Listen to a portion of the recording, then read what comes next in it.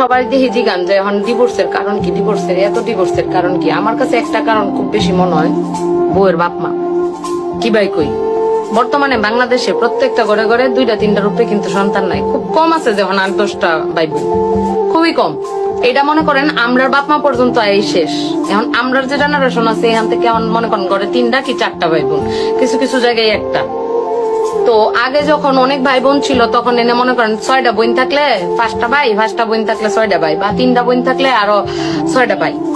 তো একটা মেয়ের বিয়ে দিছে, 2টা মেয়ের বিয়ে দিছে, 3টা মেয়ের বিয়ে দিছে। তো একটা মেয়ে যদি মারাটা ফোন করে দিয়েছে, আম্মা এরা আমার এটা করেছে, মারা কি বুঝতেছে জানেন? বাবা সংসার এরমই, এবার করে খাওয়ানো লাগে, এবার বাড়তির রাহ ধৈর্য ধরো, দেখবে একদিন সংসার সুখের হবো।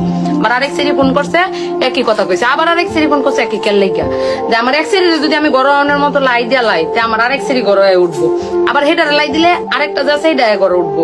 তো এই জায়গাতে চিন্তা করে মারা কইছে যে ধৈর্য ধরে সংসার করো। পরে ধৈর্য ধরে সংসার 3-4 বছর যখন হয়ে গেছে তখন সেই দেখে ঠিক আছে সংসার, তখন নিজের বাউই আয় পড়ছে। তো তার সুবাদে তারা ডিভোর্স দেওয়া পর্যন্ত গেছে না। বাট আমাদের সময় এখন যেটা হয়েছে, এখন তো আমরা মনে করেন আদরের দুলালি প্রত্যেকটা করে 2-3টা ভাই বোন, তার মধ্যে একটা মেয়ে সর্বোচ্চ বা 2টা মেয়ে, বা কোথাও কোথাও 3টা মেয়ে সর্বোচ্চ। সেই ক্ষেত্রে হয় কি, আমাদের মায়ের একটু বেশি আহ্লাদি হয়। যেমন ফোন করে যদি কয় মা কর আগে কই কিতা করছে জামাই আয়া পর করো, কিন্তু মারা এটা কয় না যে কোক আমরাও এবার কষ্ট করে সংসার করছি, সমস্যা নাই, ধৈর্য ধর, একটা সময় পরে দেখবে সুন্দর জীবন পাইবি।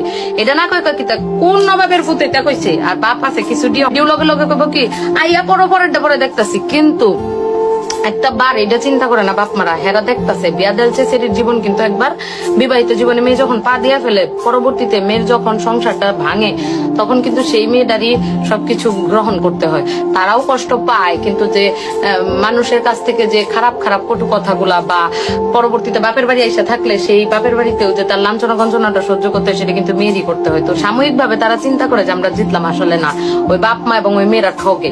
তো যতদূর সম্ভব কষ্ট হোক, যন্ত্রণা হোক, যা মন চায় তা হোক, স্বামীর বাড়িতে দাঁতের মধ্যে দাঁত কামড়ায় টিকে থাকাটাই আমার কাছে মনে হয় সব থেকে ভালো বুদ্ধিমতির কাজ। কারণ কি, বিয়ের পর প্রথম কিছুদিন অনেক কিছু সমুদ্রের মতো লাগে, পরে আস্তে আস্তে সেটা নদী হয়, তারপরে সেটা দিঘিতে রূপান্তরিত হয়। তো একটু ধৈর্য ধরতে হবে। পাশাপাশি মেয়ের মা এবং বাবার একটা মুখ্যম ভূমিকা আছে এই ডিভোর্স মানে প্রতিরোধ করার ক্ষেত্রে। সেটা হচ্ছে, মেয়ে যদি কয় লগে লগে আপনারা কওয়া যাবো না, আপনারা কইতে হবো কে না, এমনি সংসার করতে হবো, কর একটা সার্টেন টাইম পরে ধৈর্য ধর, তুইও পারবি, কে আপনার মায়ের এটা খালি দেখবেন যে এবার জানি হাত না তুলে, বাদ বাকি মুখ দিয়ে কইলে কি এমন হয়, কোক না কইলে কি হয়, ফুটকা পরে না। মেরে কইবেন ধৈর্য ধরো, ধৈর্য ধরো, ধৈর্য ধরতে ধরতে একটা সময় পর আপনার মেয়ে যখন তার সংসারটা ক্যাপচার করে সে সংসারটা করবে, দেখবেন আপনি সবচেয়ে বেশি সুখী মা। তো মেয়ের সাথে সাথে যারা তাল দেয় কিন্তু অনেকাংশে মারা বুঝে না, মনে করে হারি আমার মেয়ের কত, ওই যে আদর দিয়ে পাইলতে গিয়া কত কষ্ট হইতেছে। এরকম সবাই কষ্ট করেই জীবনে সংসার করছে। এই যে মা এরকম আলাবালা করে, হে মাও কিন্তু কষ্ট পায় এই পর্যন্ত আইছে। সো মেয়েদেরকে এই ক্ষেত্রে লাইডা না দেওয়া আমার কাছে মনে হয় সব থেকে ভালো ডিসিশন।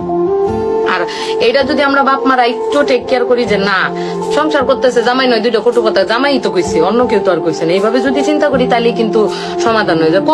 কয়ে ওরা যদি সংসারটা কোনো মতে চালায় চুলায় 10 বছর 5 বছর চালায় যাইতে পারে, তখন তারাই বুঝে যাবে সংসারের মাছ।